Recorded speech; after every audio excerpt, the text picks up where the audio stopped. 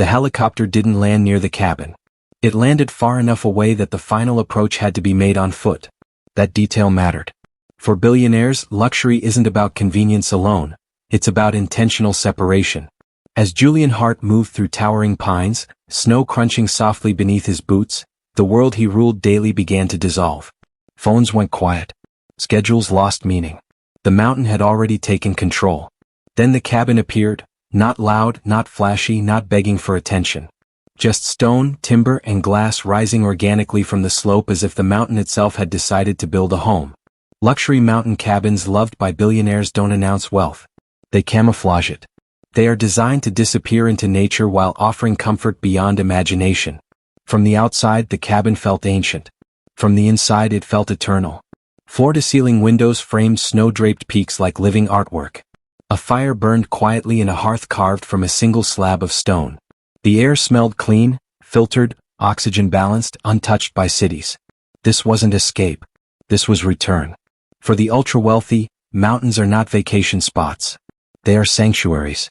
Places where status means nothing and presence means everything. These cabins exist far from paparazzi, markets, and noise because billionaires understand something most people never will.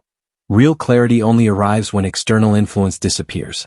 Julian poured himself a drink and stood silently, watching clouds drift across the peaks. No neighbors. No traffic. No interruptions. Everything here had been designed to slow time. Heated floors beneath reclaimed wood. Walls thick enough to mute windstorms. Technology hidden behind stone and steel so nothing distracted from the experience of being alive. This was not rustic living. This was precision isolation.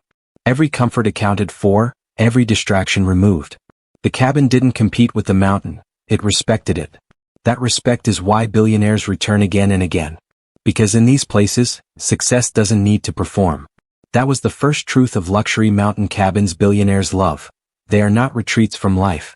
They are reset points for the mind. Morning arrived without alarms. Sunlight spilled softly through glass walls, illuminating frost patterns like natural art. Julian woke rested in a way no city sleep had ever delivered. This is why billionaires invest tens of millions into remote mountain cabins, not for extravagance but for rest that actually works. The cabin functioned like a living organism.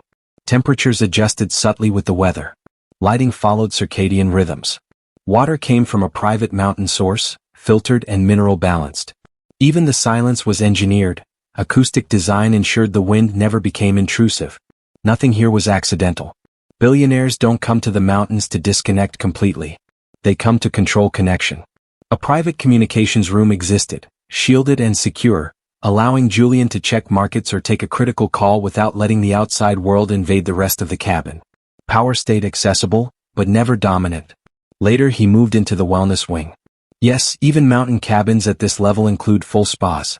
Heated stone pools carved directly into the mountainside. Saunas with panoramic views of snow-covered valleys. Cold plunge pools fed by glacier water. These rituals are not indulgences, they are maintenance. The elite know that longevity is the most valuable asset they own. Afternoons passed in quiet motion.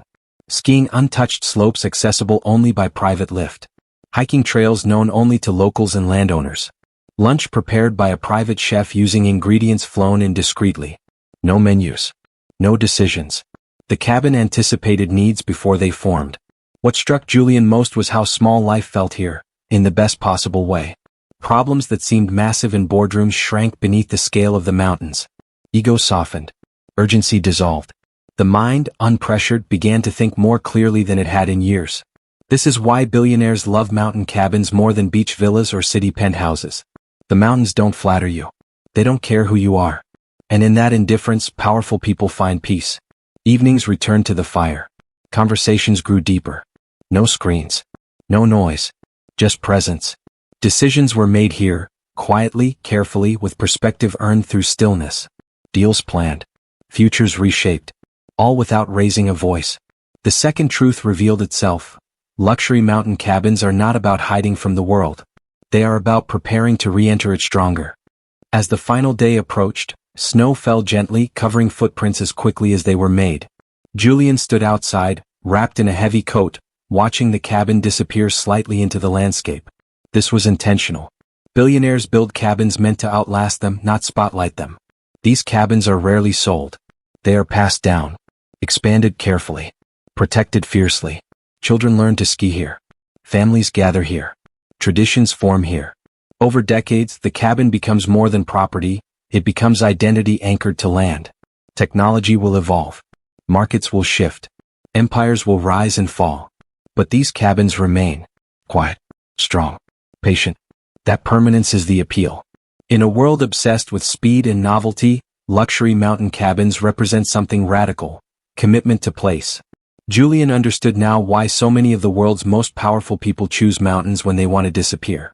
Not because they are hiding, but because they are listening. To themselves. To nature. To what actually matters beyond numbers and noise. As the helicopter returned, blades echoing faintly through the valley, Julian felt no urgency to leave. The cabin had done its work. His mind was clear. His body restored. His perspective recalibrated. That is the real return on investment. The final truth settled quietly. Luxury cabins in the mountains billionaires love are not symbols of wealth. They are structures of wisdom. Built by those who understand that success without stillness eventually collapses. And so they return to the mountains. Again and again. Not to escape life, but to remember how to live it properly.